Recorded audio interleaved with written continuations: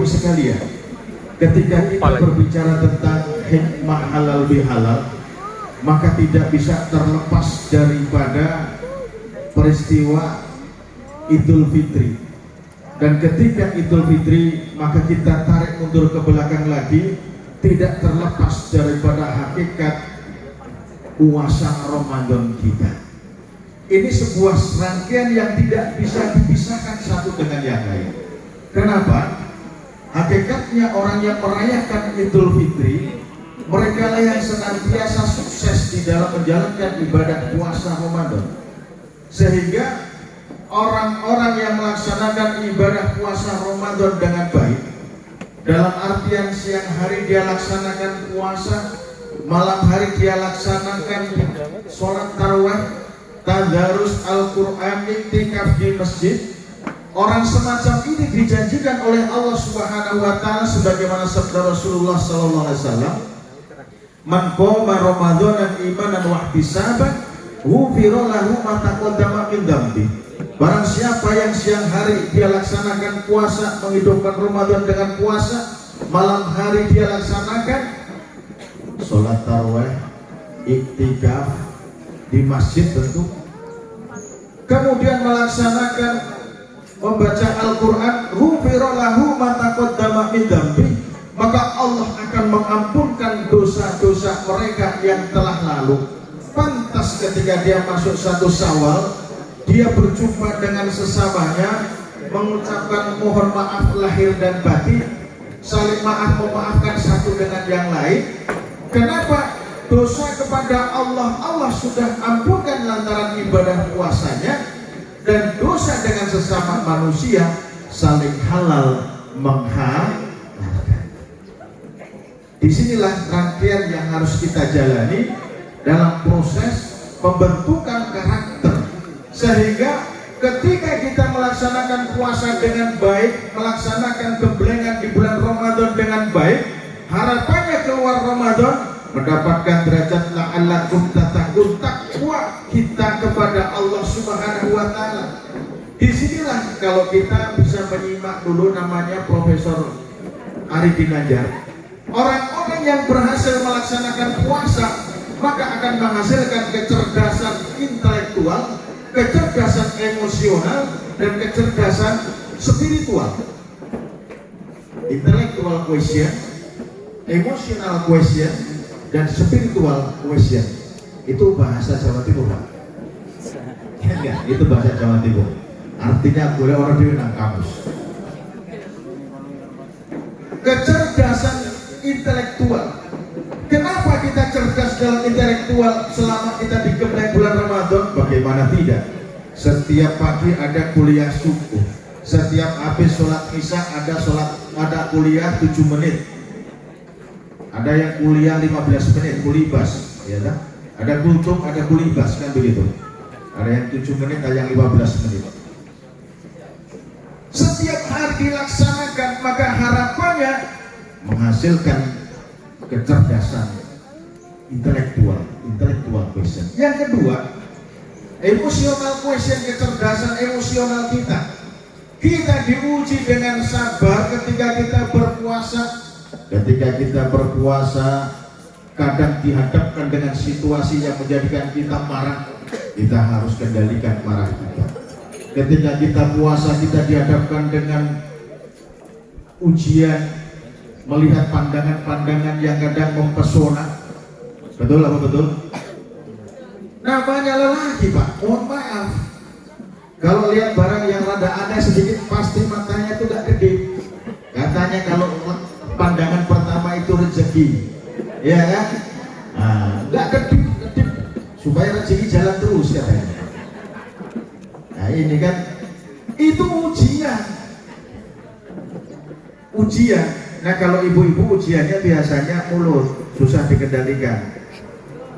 Betul? Bukan saya yang bilang, ibu-ibu sendiri. Nah kita diuji dengan kesabaran ini, maka hendaklah dalam 30 hari kita melaksanakan puasa atau 29 hari kita puasa, melahirkan kecerdasan emosional kita yang dikenal dengan emotional quotient. Dan yang ketiga, spiritual quotient.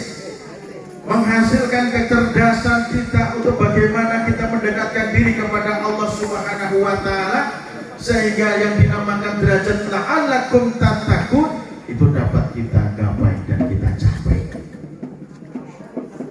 Nah, kalau sudah demikian ini kita dapatkan, maka kita sudah masuk dalam kategori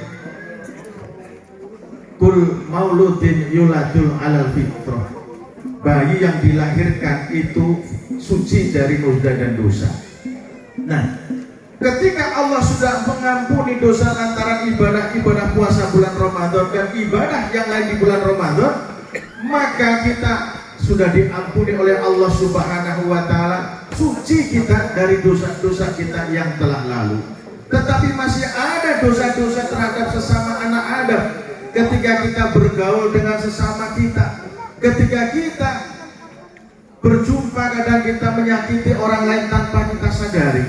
Lidah ini kadang terucap dengan tidak terkontrol. Maka dari itu ketika kita harus datang satu persatu tidak sanggup, hari ini kita dikumpulkan dalam acara halal bihalal. Bapak Ibu sekalian yang saya hormati, ketika Rasulullah SAW dalam kisah, ketika turun dari sholat Idul Fitri, beliau melaksanakan khutbah. Begitu turun beliau mengucapkan amin 3 kali. Para sahabat bertanya, ya Rasul, ada apa engkau mengucapkan amin 3 kali? Wahai sahabatku, ketahuilah bahwa barusan malaikat Jibril datang kepadaku, berjumpa denganku, dan beliau menyampaikan pesan, menyampaikan keinginannya untuk mendoakan orang-orang yang habis puasa. Lalu saya diminta untuk mengaminkan doa beliau. Logikanya kalau doanya malaikat Jibril, malaikat itu malaikat itu makhluk Allah yang suci, yang tidak pernah berbuat dosa. Kalau memohon kepada Allah yang mengaminkan Rasulullah, pasti doa itu sampai kepada Allah Subhanahu wa Ta'ala. Apa doa malaikat Jibril yang pertama? Ya Allah, ya Tuhanku, hari ini aku berdoa kepadamu, jangan kau terima ibadah dan puasanya seorang anak yang durhaka kepada kedua orang tuanya. Rasulullah menjawab, amin. Bapak Ibu sekalian, kita ini dari kecil, kita ini dulu awalnya tiada, lantas kemudian dilahirkan oleh sang ibu kita, dibesarkan, dirawat sampai kita menjadi orang-orang yang seperti ini. Tentu untuk kita balas budi kepada kedua orang tua kita tidak sanggup kita balas budi, Bapak Ibu sekalian. Tetapi yang kita lakukan, bagaimana kita menjadi orang yang berbakti kepada kedua orang tua kita. Doa malaikat Jibril, ya Allah, ya Tuhanku, jangan engkau terima ibadah dan puasanya seorang anak yang durhaka kepada kedua orang tua. Anak yang durhaka kepada kedua orang tua, pintu surga tertutup bagi mereka. Oleh karena itu, konsep hidup kita kalau ingin bahagia, Bapak Ibu sekalian, bahagiakan orang tua kita. Kalau kita ingin dimuliakan Allah, muliakan orang tua kita. Kalau kita ingin sukses hidup dunia dan akhirat, muliakan ayah dan ibu kita.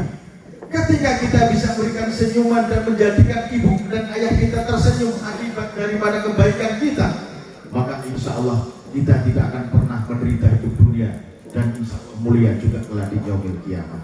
Ini konsep Islam yang harus kita pegang teguh agar terhindar dari doanya malaikat Jibril yang pertama. Yang kedua, ya Allah, ya Tuhanku, hari ini aku berdoa kepadamu, jangan kau terima ibadah dan puasanya seorang istri dan suami yang tidak mau saling memaafkan. Istri yang durhaka kepada suami, suami yang tidak bertanggung jawab dalam kehidupan rumah tangganya, dan diterima ibadah puasanya, Bapak Ibu sekalian.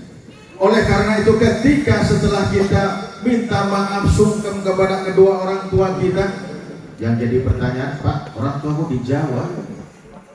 Sekarang kan media sosial banyak, betul? Tinggal video call, nyuwun ngapunten nggih Pak, Bu, sungkem bakti kula. Mudah sekarang. Mudah, tidak ada yang sulit. Yang kedua, suami istri harus saling memaafkan. Istri sungkem suami minta maaf, suami memaafkan istri, istri berbakti kepada suami, suami tanggung jawab terhadap istri dan anak-anaknya agar terhindar dari doanya malaikat Jibril yang kedua. Bapak Ibu sekalian, rumah tangga ini merupakan hal yang prinsip dalam kehidupan kita.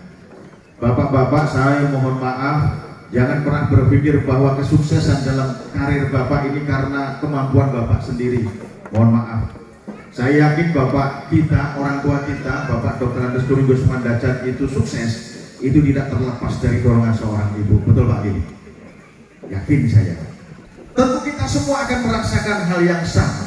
Ketika istri kita di rumah, mereka dengan lantunan zikirnya, mereka membasahi keringatnya untuk berjuang di rumah, bagaimana memasakkan anak-anaknya untuk makan, suaminya untuk berangkat ke kantor, menyajikan yang terbaik demi sang suami.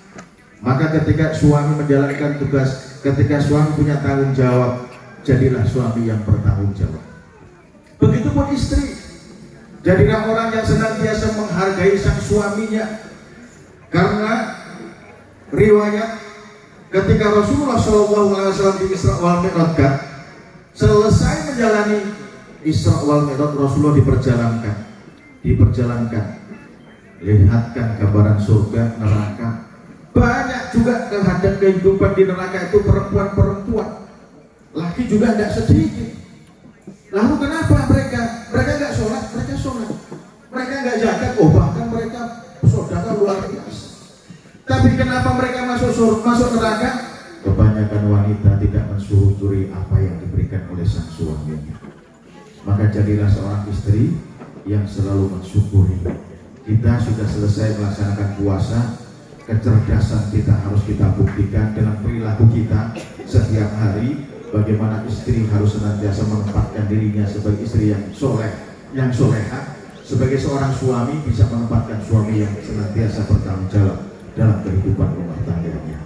Karena membangun kehidupan rumah tangga tidak terlepas dari hambatan, onak dan duri yang kita hadapi. Akan tetapi ketika kita sadar bahwa kita punya tanggung jawab dalam kehidupan rumah tangga kita, maka tentu kita harus mengikuti arah koridor kita untuk mencapai rumah tangga yang sakinah mawaddah warahmah.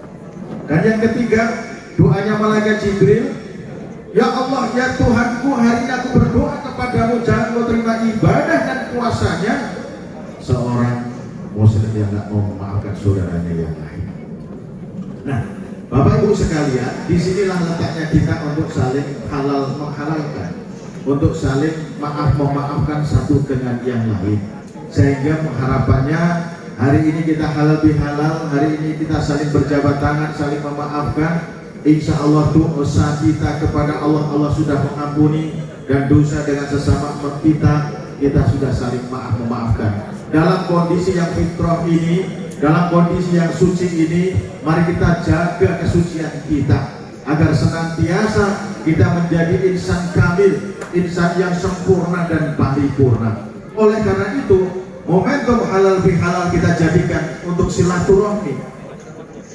Pengertiannya bahwa Rasulullah SAW mengingatkan kepada kita, man kana yu'minu billahi wal yaumil akhir falyusil rahimahu.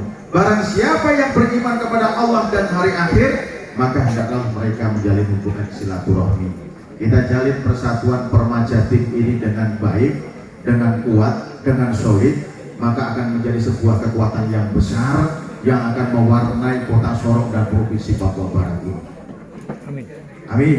Amin. Yang kedua, maka yu'minu billahi wal yaumil akhir falyasin ila jarihi.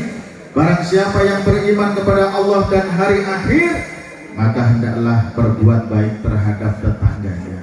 Bapak Ibu sekalian, kita di dalam kehidupan bermasyarakat, berbangsa dan bernegara ini ada hak dan kewajiban kita. Sebagai makhluk sosial, kita tidak bisa kita hidup tanpa orang lain. Sebagai makhluk individu, Allah berikan kita hak untuk hidup layak. Ini mengandung makna bahwa kebebasan kita dibatasi oleh kebebasan orang lain. Sehingga mari kita bina kebebasan ini menjadi sebuah rahmat dari Allah Subhanahu wa Ta'ala. manakala kita saling mengisi kekurangan kita menjadi sebuah kesempurnaan. Inilah barangkali yang dapat saya sampaikan pada kesempatan siang ini. Tepat 20 menit Bu membawa acara, saya mengisi. Kesimpulannya adalah mari nuansa Ramadan, Idul Fitri dan Syawal ini kita jadikan sarana untuk meningkatkan ukhuwah Islamiyah kita, ukhuwah watoniyah dan ukhuwah basariyah.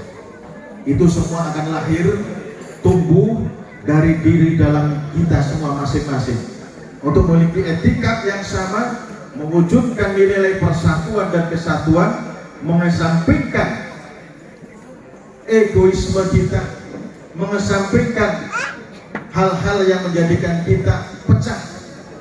Intinya bagaimana kita bersatu, kapanpun dan dimanapun, apapun profesi kita, apapun jabatan kita, apapun tugas kita, tetapi memiliki tujuan satu yang sama, menghidupkan Permajati dan menghidupkan Ika Suara di kota Sorong yang indah ini. Sepakat kita? Saya kira itu saja dapat saya sampaikan Bapak Ibu sekalian. Terima kasih atas perhatiannya, mohon maaf atas segala kekhilafan. Burung Irian, burung cendrawasih. Cukup sekian dan terima kasih. Wassalamualaikum warahmatullahi wabarakatuh.